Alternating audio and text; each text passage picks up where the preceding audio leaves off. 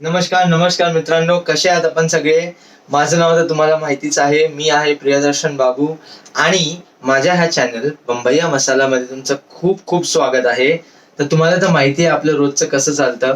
तर अगोदर जे काल मी तुम्हाला प्रश्न विचारलेले त्या प्रश्नांची उत्तरं मी अगोदर तुम्हाला देणार आणि त्याच्यानंतर आपण आजचे जे 5 प्रश्न आहेत त्यांच्याकडे जाऊ.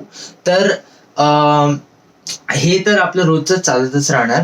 तर अगोदर तुम्हाला माहिती आहे आपलं सिस्टम कसं चालतं. तर अगोदर मी कालचे जे प्रश्न आहेत त्यांच्यावरनं सुरुवात करतो. तर हे आहे कालचा पहिला प्रश्न. तर काल मी तुम्हाला एक फोटो दाखवलेला, एक लोगो दाखवलेला आणि प्रश्न खूप सोपा होता, की तुम्हाला फक्त एवढं ओळखायचं होतं, की हे जे लोगो आहे ते कुठल्या इन्स्टिट्यूशनचं लोगो आहे तेवढं फक्त तुम्हाला मला सांगायचं होतं. आता आपण मुंबईत राहतो. मी तुम्हाला भरपूर वेळा सांगितलं तर परत सांगतो एकदा, की माझे जे सगळे प्रश्न आहेत ते मुंबई नाही तर महाराष्ट्राबद्दलच सगळे प्रश्न आहेत. तर ते ते तर तुम्हाला मोठा हिंट तेच आहे, की सगळे उत्तरं आपल्या इथेच आहेत. आणि हा जो पहिला प्रश्न होता त्याचं उत्तर हे होतं, की ते ते जे लोगो होतं ते द इन्स्टिट्यूट ऑफ सायन्स मुंबईचं लोगो होतं. आणि हे खूप रिनाऊंड इन्स्टिट्यूट आहे. तर त्याच्याबद्दल आपण थोडंसं गुगल वगैरे करून पण वाचू शकता. तर ते पहिल्या प्रश्नाचं उत्तर हे होतं. आता पुढे जाऊया दुसऱ्या प्रश्नाकडे. तर तुम्हाला एका माणसाचं नाव ओळखायचं होतं. आता हे जे माणूस होते ह्यांचा जन्म इंग्लंडमध्ये बाथ म्हणून एक जागा आहे तिथे झालेलं आणि 19 वर्षाच्या वयात हे इंडियाला आले आणि त्याच्यानंतर जे आपलं इंडिया ऑफिस PWD म्हणजे पब्लिक वर्क्स डिपार्टमेंटच्या एक्झामिनेशन जे आहे ते 19 वयाच्या वयात ह्यांनी क्रॅक केलं इझिली.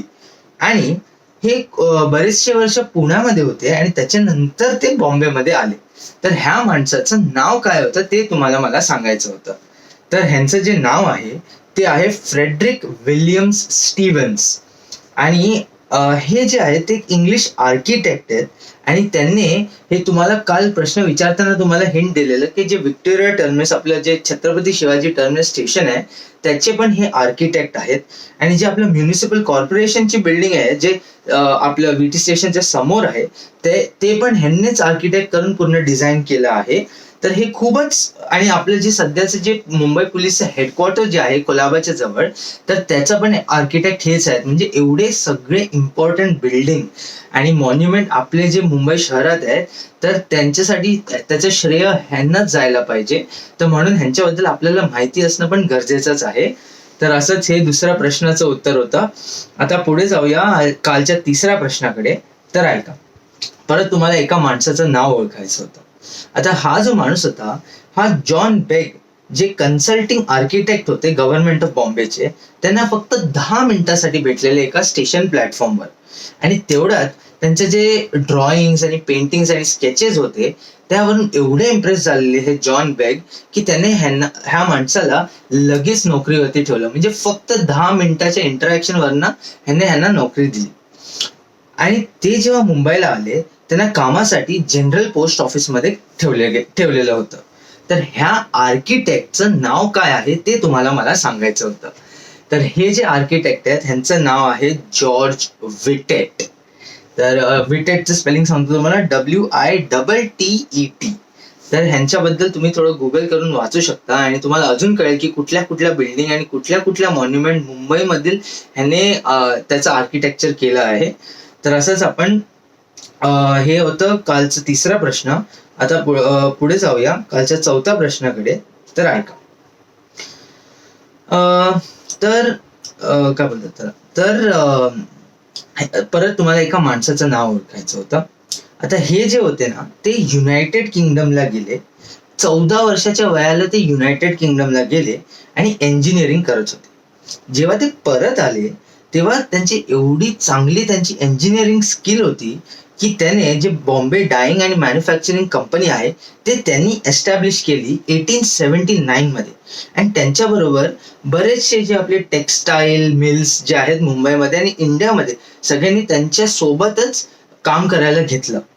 तर हे हे मुंबईचेच आहेत. तर ह्या माणसाचं नाव काय होतं ते तुम्हाला मला सांगायचं होतं. तर हे एक पारसी माणूस आहे आणि ह्या माणसाचं नाव आहे नवरोजजी नुसरवानजी वाडिया. जे नेस वाडिया वगैरे आपण म्हणतो आता, जे किंग्स 11 पंजाब जे IPL टीम आहे त्याचे ओनर होते. तर त्यांचे हे एकदम पूर्वज झाले. तर ह्यांनीच खूप काय म्हणजे त्या वयात तिकडे गेले, एवढं शिकले, इथे आले आणि एवढं सगळं काम केलं. तर हे होतं चौथ्या प्रश्नाचं उत्तर. आणि आता आपण 5व्या प्रश्नाकडे आलोय कालच्या. तर हा कालचा शेवटचा प्रश्न आहे. तर मी तुम्हाला एका माणसाचं नाव सांगितलं होतं. त्यांचं नाव होतं आर्थर क्रॉफर्ड. आणि ह्याने एकदम इम्पॉर्टंट डिव्हिजन ऑफ मुंबईची स्थापना केली होती. आणि हे त्यांनी 1865 मध्ये ह्या गोष्टीची स्थापना केली. तर ह्याने काय नक्की सुरू केलेलं ते तुम्हाला मला सांगायचं होतं. तर हे आपले पहिले म्युनिसिपल कमिशनर होते. आणि त्याने जे आपलं MCGM आहे, जे आपल्या सगळ्यांनाच माहिती आहे MCGM काय आहे ते, तर ह्याची स्थापना त्याने केलेली 1865 ह्या वर्षात. तर हे इकडेच आपले कालचे 5 प्रश्न संपतात. आणि आता आपण पुढे जाऊया आजच्या 5 प्रश्नांकडे. तर हे आहे आजचा पहिला प्रश्न. तर 1921 आणि 22 मध्ये हा एक माणूस होता ज्यांना honorary curator of the archaeological section of the Prince of Wales Museum हा पद त्यांना तेव्हा मिळालेला. ठीक आहे. आणि म्हणजे बेसिकली आर्किओलॉजी म्हणजे काय, आपले हिस्ट्री आणि जे आपलं शोध करतात की अगोदर कसं होतं काय होतं, तर ते पद त्यांना तेव्हा मिळालेलं. आणि हे जे मोहेंजोदारो बोलतो आपण, जे आपण ऐकलंय आणि त्याच्याबद्दल मूवी पण आली आहे, असं लोक म्हणतात की ह्यांनीच मोहेंजोदारोचा शोध केलेला. तर ह्या माणसाचं नाव काय आहे ते तुम्हाला मला सांगायचं आहे. तर हे होता आजचा पहिला प्रश्न. आता पुढे जाऊया आजच्या दुसऱ्या प्रश्नाकडे. तर ऐका, परत तुम्हाला एका माणसाचं नाव ओळखायचं आहे. आता जे आपले बॉम्बे प्रेसिडेन्सीचं डायआर्की आहे, मोनार्की म्हणजे एकच माणूस जो सगळं कंट्रोल करतो, डायआर्की म्हणजे 2-3 माणसं आहेत जे सगळं त्यांच्या ताब्यात असतं, बरोबर. तर ह्यांना हे आपले पहिले मिनिस्टर ऑफ एज्युकेशन होते. ठीक आहे. जे बॉम्बे प्रेसिडेन्सीचं मिनिस्टर ऑफ एज्युकेशन हे पहिले होते. आणि हे त्या पदावरती कधीपर्यंत होते, 1923 पर्यंत त्यांनी हे काम केलं.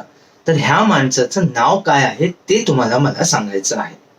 तर हे होतं आजचा दुसरा प्रश्न. आता पुढे जाऊया आजच्या तिसऱ्या प्रश्नाकडे. तर ऐका, तर तुम्हाला आता एक सॉर्ट ऑफ स्टोरी आहे, ते ऐका. तर हे जे एक आर्मी आहे, ठीक आहे, हे आर्मी आपल्या बॉम्बे प्रेसिडेन्सीचं आर्मी होतं. आणि आपल्या ब्रिटिश इंडियाचे 3 प्रेसिडेन्सी होते, त्याच्यामधलं एक प्रेसिडेन्सी होतं बॉम्बे प्रेसिडेन्सी. तर तिकडेच त्यामध्येच हे एक आर्मी होती. आता 1662 मध्ये ह्याचं आपण बोलू शकतो उद्घाटन झालं. आणि हे कोणी केलं, ते ईस्ट इंडिया कंपनीने केलं. जेव्हापर्यंत गव्हर्नमेंट ऑफ इंडिया ऍक्ट जे 1858 मध्ये झालं, त्याच्यानंतर सगळंच जे काय होतं सगळं ब्रिटिश लोकांच्या हातात आलेलं. तर ते ईस्ट इंडिया कंपनीचं काहीच हात नव्हतं त्याच्यात. सगळं जे ब्रिटिश आपले क्वीन ऑफ इंग्लंड होती ते सगळं त्यांच्या ताब्यात होतं. आणि 1 एप्रिल 1895 मध्ये हे जे आर्मी होती ह्यांना इंडियन आर्मी मध्ये पण मर्ज केलेलं. आणि ह्यांना नंतर काय नाव दिलेलं की बॉम्बे कमांड म्हणून हे नाव दिलेलं. 1908 पर्यंत हे सगळं झालेलं होतं. पण माझा प्रश्न फक्त एवढं सोपं आहे की हे सगळं जाऊ द्या, आपण ह्या आर्मीला कुठल्या नावानी ओळखतो ते तुम्हाला मला सांगायचं आहे. आणि मी तुम्हाला सांगतो, हा प्रश्न खूप कॉम्प्लिकेटेड वाटत असेल, पण जेव्हा मी तुम्हाला उद्या उत्तर सांगेन ना ह्याचं, तर तुम्ही बोलणार अरे यार हे तर खूपच सोपं होतं, ह्याचं उत्तर तर प्रश्नातच होतं, तर आरामात आलं असतं. तर थोडंसं तुम्ही विचार केला तर तुम्हाला नक्कीच ह्या प्रश्नाचं उत्तर येईल. आणि असंच आपण आजच्या 4थ्या प्रश्नाकडे आलो आहोत. तर ऐका, आपल्या इंडियामध्ये जे पहिली कॉटन मिल होती ते 1854 मध्ये बॉम्बेमध्ये सुरू झालेली. आणि जे सुरू कोणी केलेलं त्या माणसाचं नाव होतं कोसवाजी नानाभाई दवर, हे त्यांचं नाव होतं. तुम्हाला मला फक्त एवढंच सांगायचं आहे की ह्या मिलचं नाव काय होतं जे बॉम्बेमध्ये सुरू झालेलं 1854 मध्ये. आणि परत सांगते, हे इंडियातलं पहिलं कॉटन मिल होतं. तर आता आपण आलोय आजच्या शेवटच्या प्रश्नाकडे. तर हे आहे आजचा शेवटचा प्रश्न. तुम्हाला एका माणसाचं नाव ओळखायचं आहे. आता हा जो माणूस आहे त्याने आपल्या बॉम्बे मधला पहिला मिंट, जिकडे पेपर आपलं प्रिंट होतं, मिंट बोलतो ना आपण त्याला, जिकडे सगळे पेपर प्रिंट वगैरे होऊन येतात, तर ह्याने बॉम्बे मधला पहिला मिंट ह्यांनी सुरू केलेला होता. तर ह्या माणसाचं नाव काय आहे ज्याच्यामुळे आपल्याला एवढं न्यूजपेपर आणि असे सगळे खूप काही गोष्टी आपल्याला वाचायला मिळाल्या आणि एवढं सगळं कळायला मिळालं. तर इकडेच आपले आजचे 5 प्रश्न पण संपतात. तर जे आजचे 5 प्रश्न आहेत थोडेसे कठीण वाटतील, पण उत्तरं एकदमच सोपी आहेत. तर थोडंसं डोकं लावलं तर सगळ्यांना उत्तरं येतील.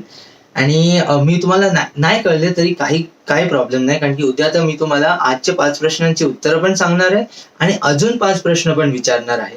तर उद्याच्या व्हिडिओपर्यंत थांबा मग तुम्ही. तेव्हापर्यंत तुम्ही आपलं गेस जे काय आहे ते कॉमेंट सेक्शनमध्ये खाली लिहू शकता. आणि कॉमेंट्समध्ये लिहिता लाईक व्हिडिओ आणि चॅनलला लाईक, शेअर आणि सबस्क्राईब करायला विसरू नका. आपण उद्या नक्कीच भेटू. आणि आजसाठी एवढंच. तर उद्यापर्यंत please stay safe, take care and very very good night.